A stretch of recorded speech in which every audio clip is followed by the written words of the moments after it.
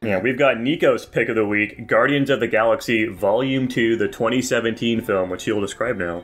Yeah, so Guardians of the Galaxy Volume 2. This film is about the Guardians of the Galaxy. They're hanging out with some gold people, and they end up stealing their batteries, and because of that, those gold people ain't too happy about it. So they chase them down and get shot down onto a little planet, whereas Star-Lord, our main character, he meets his father. His father comes in, he's a god, it turns out. He's actually a living planet, and they go to that said planet, where Star-Lord finds out, whoa, I'm also a god? That's crazy! Holy smokes! And yeah, after that, they kind of, you know, they just kind of meander around the planet for a little bit, and they realize, oh, hang on a second here.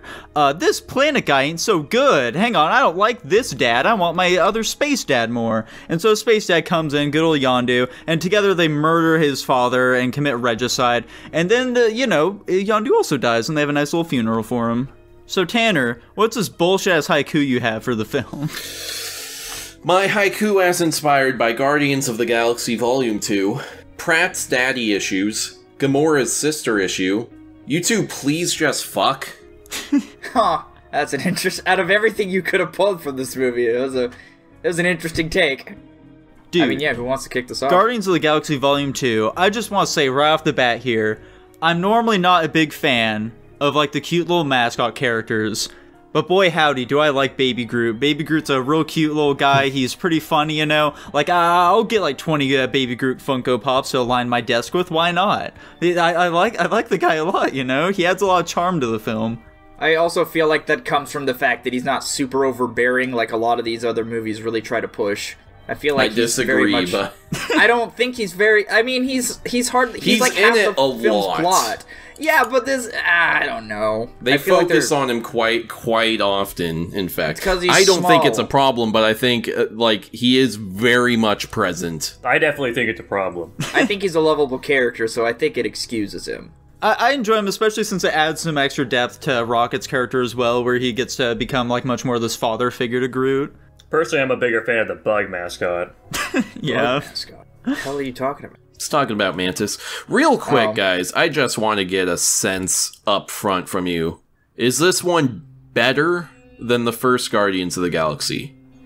Well, it's tough to say, Tanner, because in some respects I would say yes, because I feel as though this film does do a much better job of fleshing out the characters a lot more and delving into, like, you know, their storied histories and stuff like that. We get a lot more depth with them. We get to see, like, how pretty much all these characters have, like, these very dark aspects to their past that, you know, didn't really get a lot of focus in the previous film. But on the other hand, you know, because of that, the first Guardians of the Galaxy movie is a lot more fun, I would say. Yeah, it's which a lot helps. more bombastic. Yeah. And so, I don't know. It's a little tough. I'm not entirely sure if I'm going to be ranking it higher or lower. I might actually... I'll save that for later. But yeah, you know. I feel like they're on pretty even grounds here. I think, like, the major advantage that this one has over the first one is that now the group dynamic is established. And so these characters are able to play off of each other in a much smoother way, I'd say. Like, in the first one, there were... And it was necessary, where you kind of had to have characters reacting to each other's little quirks, where they're like, hey, it's kind of weird that you do that, you know? And in this movie, we don't have to have any of those moments. We can just have the characters be like, okay, we all get what each other's deals are, and so we can play off of each other much more consistently now. Yeah, it's like, you know, there's charm to both of those sorts of things. And to me, it also means that we're, like Nico mentioned, we're able to have much, I'd say significantly stronger emotional beats in this one than the first one. Oh yeah, for sure. Pretty much every character, we get, like...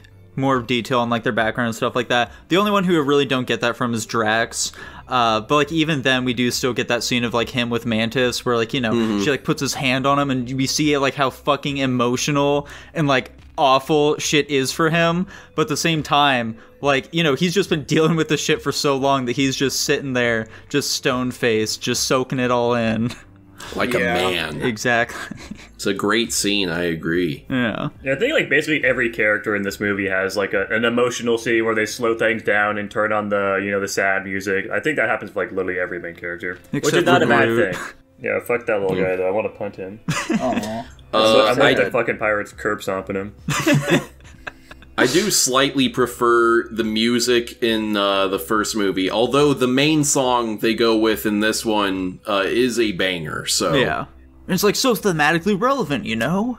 Holy shit, it's almost like it was intentional. I kind of wish that they didn't spoon feed it to you so much, like how relevant it is to, like, you know, fucking Ego's backstory, but... Well, not everybody can get that in depth with movies, Nico, so you need to understand that, like me. Bummer. No, it's fine. I got it from the first time I watched this movie. What's up, Jackson? Observation here. So when I first watched this movie, I remembered, obviously this was a while ago when I first watched it, but I remembered thinking that Ego was like just super hard on like, okay, yeah, Chris, whatever the fuck his name is, I can't actually remember, Star-Lord, he's just planning on using him as a battery. There is no ulterior motive, which I think is probably still the case, but in the second rewatching here, it definitely seems more like there actually might be something to Chris more than Ego just wanted him to use him as a battery. Am I right about that, or is it literally all just like a manipulation tactic? No, I think he definitely initially planned that they'd actually like do the plan together, and he thought he could sufficiently brainwash / convince Star-Lord to help him. Yeah, that's definitely what I got from it too. I also had, maybe I need a little explanation on this front. I also just have a hard time grasping Ego's motivation because like he stated like, oh, there must be other life out in the universe, unless this was also just a made-up story and this was his intention was to take over the universe all along. I think it was mostly just a means to get Chris sympathetic towards him. Why do you keep fucking calling him Chris? To me, to get Star-Lord sympathetic towards him. I mean, he spelled it out at the end after he like first was taking over Star-Lord's powers. Like he went, I found life and it was disappointing, so now I want to be the only life. Like he literally said that shit. For some reason, you started explaining that, my brain made the connection. I don't know why I forgot that. Never mind. It would also be hard to relate to a person that's lived for millions of years and like isn't anything even like conceptually close to us at all. Yeah, right. And I guess this is a personal issue. I 100% don't expect you guys to hold anything to this. You didn't like the Yondu was hanging out with a prostitute at the beginning of the film. I didn't care about... No, actually, my first time watching this movie, when he died at the end, I did tear up a little bit. So did I. I didn't this time around, but I was right there with you, dude. But I think, because like we were saying, this is like definitely the movie where if there was a character in this film, they got fleshed out. Like they got a little bit more explained about them because they quote unquote earned their right to, get explained or whatever. And I have my reasons for thinking that. But I also discovered that when a character goes through way too much character development way too quickly, it triggers like a timer in my head for like when this character's gonna die, and I attribute that to Yondu, unfortunately, because they did a hell of a lot of... After him not being a major character in the first movie, really, to him all of a sudden being almost every aspect of the second movie. Anyways, that's aside from my point. My only, personal issue is, they gave Chris... God damn it, Jackson! They gave Star-Lord... They gave Star-Lord the god powers or whatever, because everybody, the whole first movie is like, oh, we don't know who my dad is. Oh, at the end of the movie, we've never seen this DNA, it's not in our files. And then they're expounding on it in the second movie, like, oh, I don't know who my dad is, and the gold people are like, oh, it's unorthodox, the what you are. And then they finally reveal it mid to halfway, to the end of the movie, and then, they come to the logic, his dad dies and he loses all of his power, and I'm like, you just gave this power so much character development and then ripped it all away. I don't know. To me, it doesn't make any sense. I also just like when people have some kind of significant powers or something, but, like I said, that's a personal gripe. I imagine in the third film, he'll probably still be able to do something wacky by being half celestial. I feel like he probably won't, and I don't... It's not spoiling because it never actually comes up. Which I'm totally fine with. I don't really care about it either way. Of course you don't. I'm the only one who cares. So, Jackson, thoughts on this film? Thoughts, in-depth analysis of Mantis's character? How hot was she? I think Mantis is cute. I think she's fun. It's hard for me to understand why Ego would need something to help put him to sleep. His brain is too big, dude. Yeah. Or how a little fucking bug girl is able to do that. Because I think my biggest gripe maybe with this movie is just inconsistencies with Ego and his powers. it just, I don't know. Him being what he is and being so easily defeated was a little shocking, I think. To be fair, they did have their own Celestial. True. I'm also not a huge fan of Chris, like, coming to his powers so incredibly quickly. Obviously, I'm just taking fucking whatever Ego's word was with him saying, oh yeah, it might take you a few million years or something to be able to do anything cool, and you can, like, you know, barely make a ball, and then suddenly he's a fucking go with it that can literally fight a Celestial that's been alive for millions of years on level ground. That was a little weird. It's called superhero convenience. Yeah, I know, and I'm not a fan of it. But... It's also why I'm pissed they took it away! Yeah, also just, like, the concept of, again, this is just me not really understanding maybe how Celestials work from a baseline standpoint. Maybe the movie should have done a better job fleshing that out. But why the fuck is he even sitting in this, like, human body at all if he's so vulnerable to this type of shit? Like, he had, like, the thing where he was, like, a big face on the wall or something. Why would he go back to being, like, a human? Is it all just him trying to still empathize with Star-Lord to get him on his side or something? Because obviously that's fucking well and gone. I don't know why he would ever make himself at such a disadvantage. Like, he's the whole fucking planet. I feel like this should have been a cakewalk for him, and he fumbled so easily. I imagine it's like, you know, how picking up an ant by a specific leg would be kind of difficult for us at our size. What's that matter that you can just fucking crush it? Yeah, I know, but maybe he wants to be a bit more, you know, why would he want to do that? He doesn't give a shit about anybody but Star-Lord, and all he has to do with Star-Lord is just fucking, you know... Yeah, well, I guess technically I see your metaphor, because I don't think he wants to kill Star-Lord because he wouldn't be able to harvest the celestial powers. Right. I mean, I see your point though, Jackson. It's kind of it's like a video game thing. You know that if you go to a boss fight, the boss could probably easily do their final phase shit immediately and kill you, but that wouldn't make for a very entertaining end, now would it?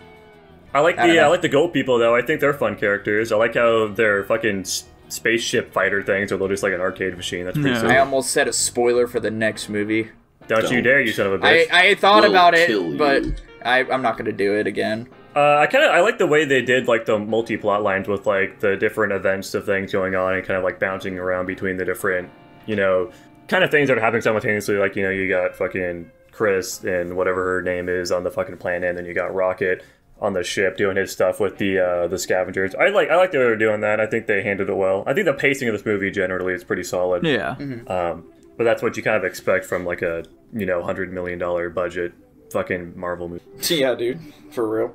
Yeah, so it really shouldn't even be a point in it as a positive for them, you know? Like, that should just be expected at the end of the day. It should be a negative, if anything. Yeah. It should have been stellar. Well, boys, at the end of the day, though, Dylan. Yeah. Dude, what are you ranking this here movie?